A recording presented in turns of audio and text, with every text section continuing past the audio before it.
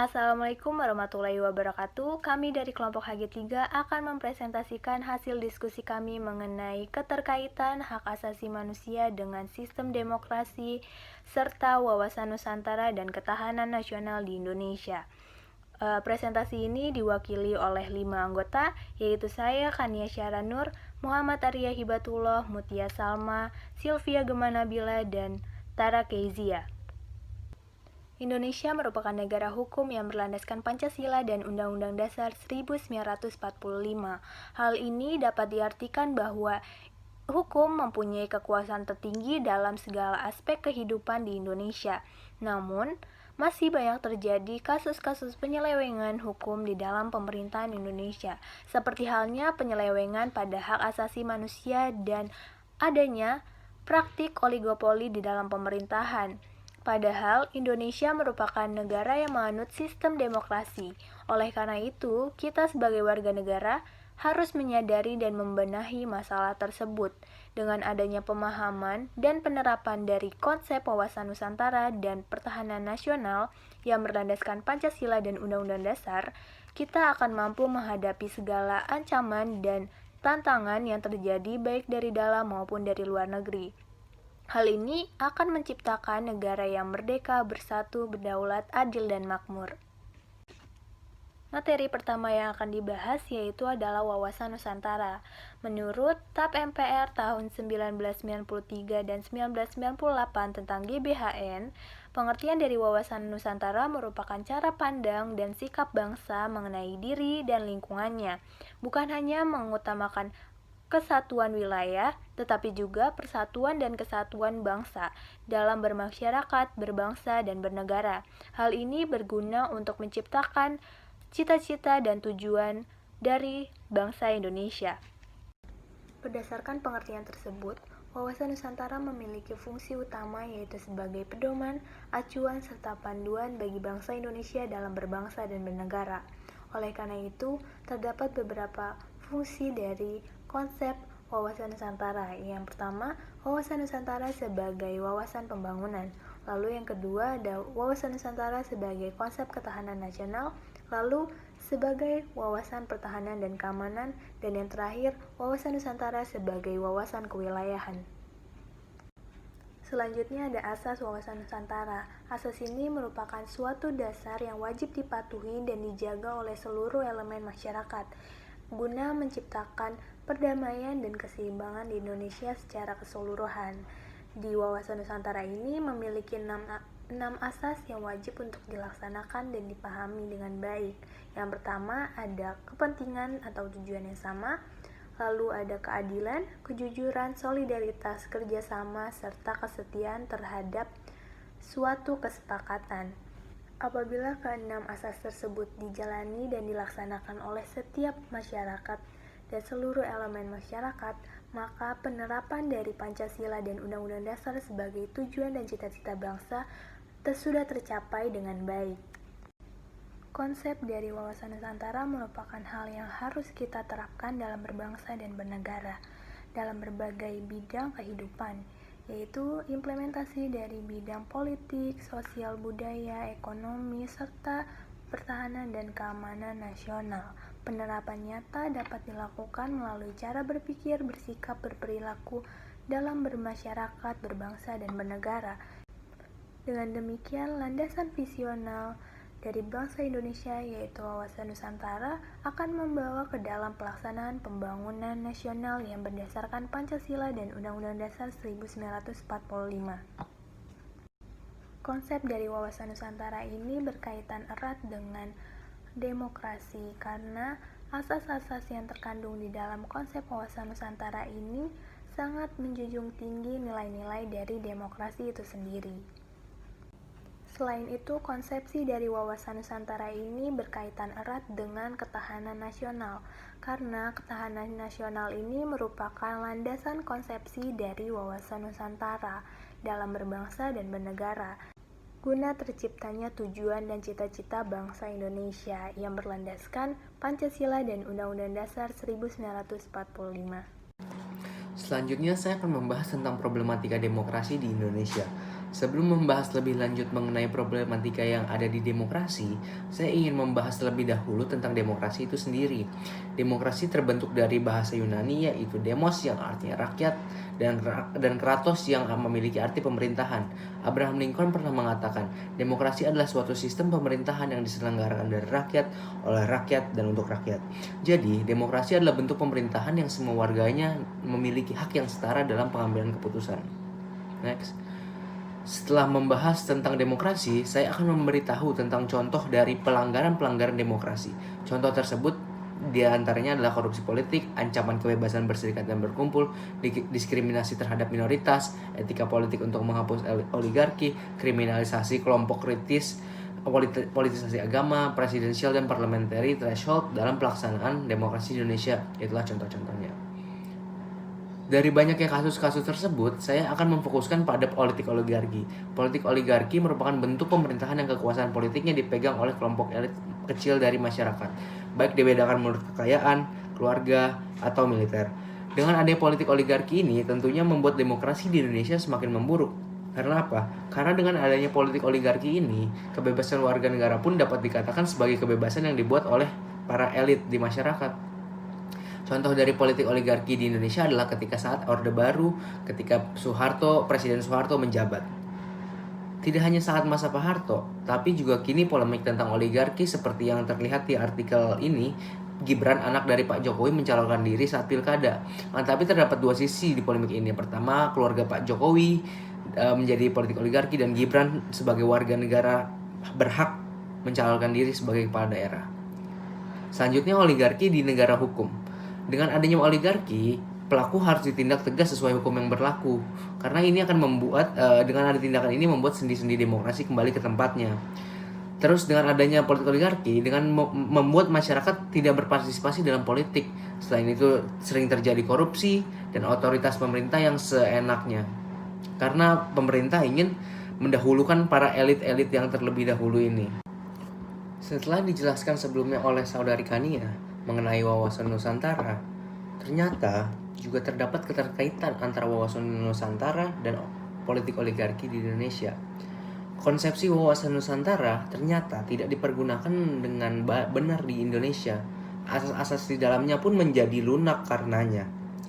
Contohnya, seperti yang saya akan contohkan. Contohnya, pertama adalah asas keadilan. Rakyat tidak diberi kesempatan untuk memberi hak suara yang jelas dalam pesta politik. Kedua, asas kepentingan. Tujuan-tujuan dari politik oligarki ini mengerucut kepada pejabat yang untuk menduduki kursi pemerintahan. Yang ketiga, dan juga ada asas kejujuran di dalamnya. Ya, nah, kalau asas kejujuran ini banyak dari elit politik ini, mereka hanya berbohong dengan janji-janji manisnya, tidak melakukan apa yang pernah dijanjikannya itu. Lalu, apa yang harus dilakukan jika terjadi kegiatan politik oligarki di negara kita sendiri? Berikut ini beberapa langkah-langkah yang dapat kita lakukan demi meminimalisir adanya politik oligarki di negara kita. Di antaranya yaitu memilih pemimpin yang tentunya memiliki integritas yang tinggi.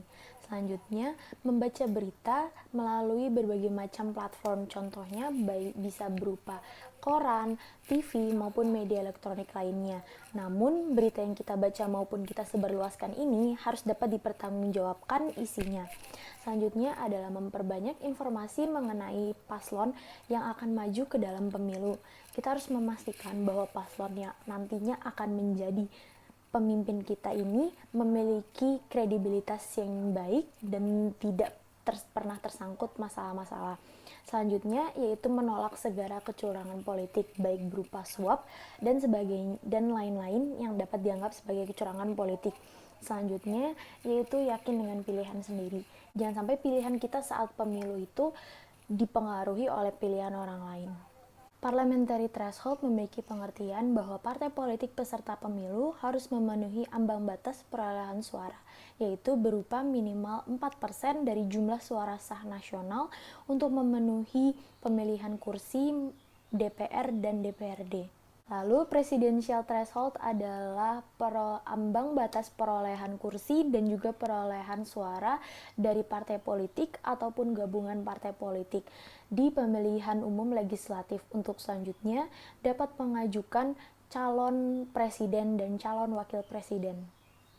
Pemberlakuan parliamentary threshold nyatanya bisa saja merugikan bagi partai-partai yang baru saja muncul karena bisa saja partai tersebut kurang terkenal namanya daripada partai-partai pendahulunya atau bahkan partai tersebut gagal mendapatkan kursinya di DPR dan DPRD hanya karena tidak memenuhi ambang batas.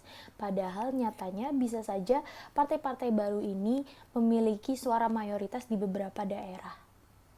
Lalu bagaimana tanggapan mereka, yaitu kelompok yang kontra terhadap presidential threshold 0%. Menurut mereka, pemberlakuan presidential threshold ini menggambarkan bahwa kebebasan politik berdemokrasi ini nyata adanya. Selanjutnya ada penilaian demokrasi Indonesia di berbagai bidang kehidupan. Yang pertama yaitu ada di bidang keagamaan. Indonesia mengakui 6 keagamaan atau 6 kepercayaan, yaitu ada Islam, Protestan, Katolik, Hindu, Buddha, dan Konghucu. Dengan ini, Indonesia tidak memaksakan warga negaranya untuk memilih apa saja kepercayaan yang ingin mereka anut. Dengan ini pula, kita sebagai warga negara Indonesia yang baik, kita tidak boleh memaksakan kehendak kita untuk memaksa warga negara untuk mengikuti kepercayaan kita. Lalu selanjutnya ada di bidang hukum. Indonesia sendiri sudah mencantumnya dalam Undang-Undang Dasar Negara Republik Indonesia pasal 1 ayat 3 di mana dalam pasal tersebut berbunyi bahwa Indonesia adalah negara hukum. Jadi, segala bentuk atau segala jenis kegiatan yang terjadi di Indonesia ini sejatinya sudah diatur dalam undang-undang. Dan sudah diatur pula apabila apa saja sanksi-sanksi yang akan diterima jika dilanggar kegiatan tersebut. Di bidang kemasyarakatan, Indonesia sendiri sudah terkenal dengan masyarakatnya yang beragam dan majemuk. Dengan ini, Indonesia menciptakan slogan yaitu Bhinneka Tunggal Ika. Dengan diciptakannya slogan ini pula, demokrasi ini nantinya akan terwujud di mana persatuan dan kesatuan saling bahu-membahu membangun menjadi negara yang kuat. Selanjutnya ada di bidang gender. Beberapa suku ataupun beberapa wilayah di Indonesia ataupun beberapa kelompok di Indonesia masih memandang rendah gender atau yang bisa kita sebut dengan diskriminasi gender. Terlebih lagi, diskriminasi gender ini sering terjadi di kalangan kaum perempuan. Mereka menganggap bahwa kaum wanita ini lebih cocok untuk di rumah dan tidak cocok jika berpergian keluar rumah. Maksudnya berpergian keluar rumah dalam hal ini adalah bekerja ataupun mencari nafkah. Mereka yang masih memiliki pikiran seperti ini cenderung masih memegang teguh pedoman nenek moyang mereka. Namun, seiring berjalannya waktu, masyarakat Indonesia sudah memiliki pemikiran yang terbuka. Dan sekarang banyak kita temui bahwa pemimpin-pemimpin sudah berupa wanita. Selanjutnya ada di bidang ekonomi. Ekonomi merupakan salah satu pilar pembangun ataupun salah satu pilar berjalannya kehidupan di Indonesia. Kita tidak dapat memungkiri bahwa kegiatan ekonomi ada di setiap saat. Dengan ini, Indonesia menjamin bahwa masyarakatnya dapat melakukan kegiatan ekonomi dengan aman, nyaman, dan tentram. Dan Indonesia juga menjamin bahwa kegiatan ekonomi ini tetap dalam pengawasannya dan tidak terjadi persaingan tidak sehat. Penilaian demokrasi Indonesia di berbagai bidang kehidupan erat kaitannya dengan problematika demokrasi di Indonesia. Tidak dapat dipungkiri, dari seluruh kegiatan demokrasi yang telah dilaksanakan, tentu pasti ada permasalahan di berbagai aspeknya. Seperti contohnya yang sudah saya sebutkan sebelumnya, yaitu permasalahan pada politik oligarki. Dengan ini, masyarakat Indonesia sudah sepatutnya mengawasi apa saja peraturan-peraturan yang akan diberlakukan oleh pemerintah. Jangan sampai pemerintah membuat peraturan semena-menanya yang tidak memperhatikan kemakmuran masyarakatnya. Selanjutnya ada hak asasi manusia di negara hukum. Berikut merupakan bentuk-bentuk penyelewengan dari hak asasi manusia di Indonesia. Yang pertama, pelanggaran hak kesetaraan hukum di Indonesia sebagai negara hukum. Negara Indonesia merupakan negara yang berdasarkan oleh Undang-Undang Dasar 1945 dan Pancasila yang sangat menjunjung tinggi dan menghormati hak asasi manusia.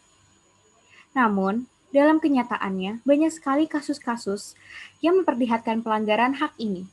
Contohnya seperti koruptor. Banyak sekali koruptor yang hanya dipidana selama kurang dari 5 tahun. Bahkan ada yang banyak yang lolos dan melarikan diri. Sedangkan ada seseorang remaja berusia 15 tahun yang hanya mencuri sendal jepit milik anggota BRIMOB bisa dipenjara sampai 15 tahun. Contoh itu merupakan bentuk pelanggaran hukum dan ketidakadilan hukum pengadilan di Indonesia. Yang ketiga adalah pelanggaran HAM yang belum ada penyelesaiannya di Indonesia. Banyak sekali pelanggaran HAM yang masih belum terselesaikan sampai detik ini. Oleh karena itu, banyak sekali aksi-aksi dari aktivis penggerak HAM yang melakukan aksinya sampai sekarang. Contohnya seperti aksi Kamisan yang memperjuangkan hak asasi manusia. Sudah beribu-ribu kali aksi Kamisan dilaksanakan, namun hanya sekali aksi Kamisan dapat bertemu dengan Presiden, yaitu pada masa pemerintahan Presiden Jokowi. Entah tidak tahu apa penyebab dari tidak terselesaikannya HAM ini. Yang keempat, ada pembatasan kebebasan beragama di Indonesia. Banyak sekali pada saat ini orang-orang yang beragama yang dibatasi kebebasannya. Itu disebabkan oleh oknum-oknum tertentu yang hanya mengedepankan agama, namun bukan agamais. Selanjutnya ada keterkaitan antara HAM dan demokrasi.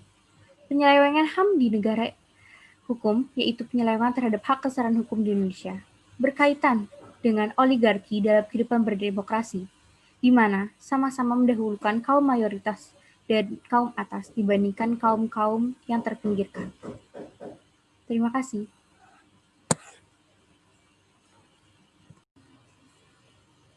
Adapun pelanggaran HAM lainnya seperti cyberbullying, human trafficking, pemaksaan kerja terhadap anak di bawah umur, dan pelanggaran HAM terhadap pekerja-pekerja outsourcing. Perlindungan hukum terhadap masyarakat dalam perspektif HAM. Yang pertama, Indonesia merupakan negara hukum, diatur dalam Pasal 1 Ayat 3 Undang-Undang Dasar Negara Kesatuan Republik Indonesia tahun 1945. Yang kedua, hak asasi manusia sudah diatur pemerintah di UU Pasal 71 tentang HAM.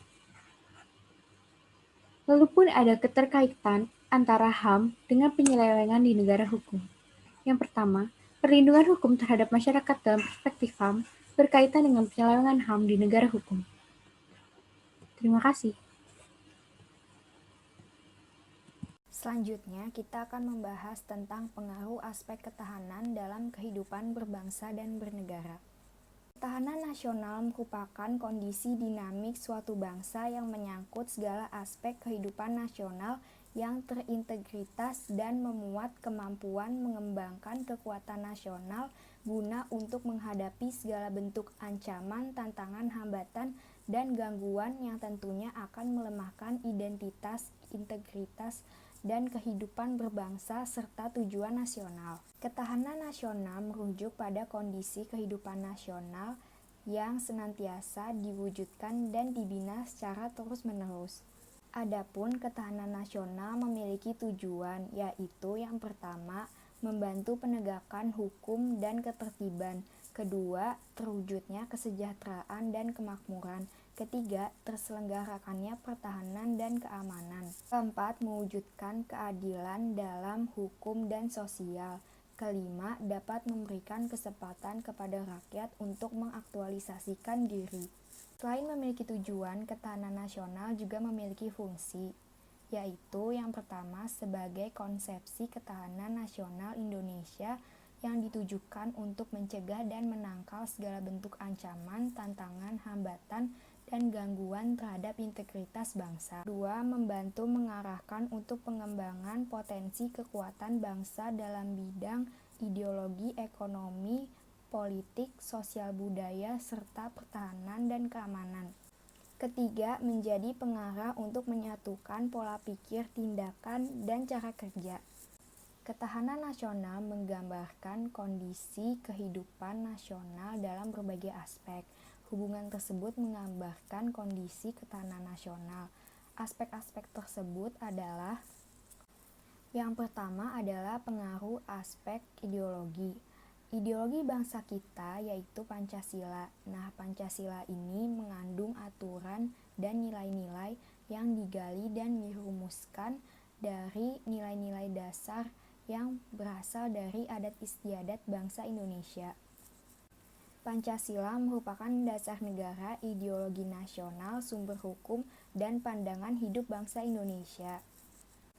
Oleh karena itu, untuk mencapai ketahanan ideologi maka dibutuhkan kondisi mental negara yang berlandaskan pada keyakinan akan kebenaran dan keberadaan dari ideologi Pancasila sebagai ideologi bangsa.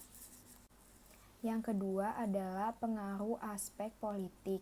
Di Indonesia, politik terbagi menjadi dua, yaitu politik dalam negeri yang berlandaskan pada Pancasila dan Undang-Undang 945 yang memiliki kemampuan untuk menyerap aspirasi dan mendorong terjadinya partisipasi dalam masyarakat. Selanjutnya ada politik luar negeri yang merupakan sarana untuk mencapai kepentingan nasional dan hubungan antar bangsa. Ketiga adalah pengaruh aspek ekonomi. Perekonomian merupakan segala bentuk pemenuhan kebutuhan masyarakat yang melibatkan proses produksi, distribusi, dan konsumsi. Sistem perekonomian bangsa Indonesia mengacu pada pasal 33 Undang-Undang 1945 yang menjelaskan bahwa sistem perekonomian merupakan segala usaha bersama. Wujud dari ketahanan ekonomi yaitu mampu untuk mengembangkan stabilitas ekonomi dan menciptakan kemandirian ekonomi nasional yang berdaya saing tinggi. Yang keempat yaitu pengaruh aspek sosial budaya. Sosial budaya mencangkup dua hal utama. Yang pertama dari segi sosial, di mana kemampuan manusia untuk bekerja sama dengan manusia lainnya untuk bertahan hidup. Kedua, dari segi budaya, keseluruhan tata cara yang tampak pada tingkah laku dan hasilnya. Wujud dari ketahanan nasional dari aspek sosial budaya yaitu terlihat pada kehidupan sosial budaya bangsa yang melibatkan kepribadian yang berlandaskan pada Pancasila. Yang kelima yaitu pengaruh aspek pertahanan. Pertahanan negara merupakan segala usaha untuk menjaga kedaulatan negara, keutuhan wilayah, dan keselamatan segenap bangsa dalam menghadapi segala bentuk ancaman, tantangan, hambatan, dan gangguan terhadap identitas dan integritas bangsa. Pertahanan negara dapat diimplementasikan dengan pengelolaan sumber daya dan prasarana dan sarana nasional untuk mengatasi segala bentuk ancaman. Yang keenam yaitu pengaruh aspek keamanan. Dari segi keamanan di Indonesia yaitu dengan menggerakkan seluruh potensi yang dimiliki bangsa yang terdiri dari masyarakat, tetapi komponen utamanya yaitu TNI dan juga Polri. Wujud dari ketahanan keamanan terlihat dari daya tangkal masyarakat yang dilandasi dengan kesadaran bela negara. Selanjutnya, tantangan yang dihadapi oleh bangsa Indonesia dalam berbagai bidang, diantaranya yang pertama yaitu tantangan di bidang politik. Biasanya ancamannya itu di pemerintahan, yaitu pemerintah yang cenderung otoriter dan tidak mau mendengarkan aspirasi dari rakyatnya. Yang kedua yaitu tantangan di bidang sosial budaya. Ancamannya dalam bentuk tidak bisa mempertahankan kebinekaan. Konflik-konflik yang muncul seperti konflik ras, suku, agama, politik, dan lain-lain. Upaya yang dilakukan dengan mengembangkan sikap toleransi di mana masyarakat harus menghormati kepentingan sesama, tidak hanya kepentingan pribadi. Ketiga yaitu dalam bidang pertahanan dan keamanan. Ancamannya salah satunya yaitu pencaplokan wilayah. Upaya yang dapat dilakukan dengan memperkuat pertahanan di wilayah-wilayah perbatasan. Yang keempat, dalam bidang ekonomi, salah satu bentuk ancamannya yaitu kemiskinan. Upayanya yaitu pemerintah harus bisa menekan angka kemiskinan dan harus bisa meningkatkan kesejahteraan rakyatnya. Berikutnya adalah keterkaitan antara ketahanan kehidupan berbangsa dengan demokrasi saat pandemi COVID-19. Hal pertama yang dapat dilakukan dalam bidang ekonomi salah satunya dengan membantu para UMKM dengan cara bantu membeli dan mempromosikan produk-produk mereka. Yang kedua, yaitu yang baru-baru ini terjadi, yaitu pengesahan Undang-Undang Cipta Kerja. Kita boleh melakukan penolakan dengan cara berdemonstrasi tetapi tetap mengikuti protokol kesehatan. Ketiga, kita juga tidak boleh menyebarkan berita-berita hoaks yang kebenarannya belum terbukti mengenai kondisi pandemi saat sekarang yang akan membuat masyarakat panik.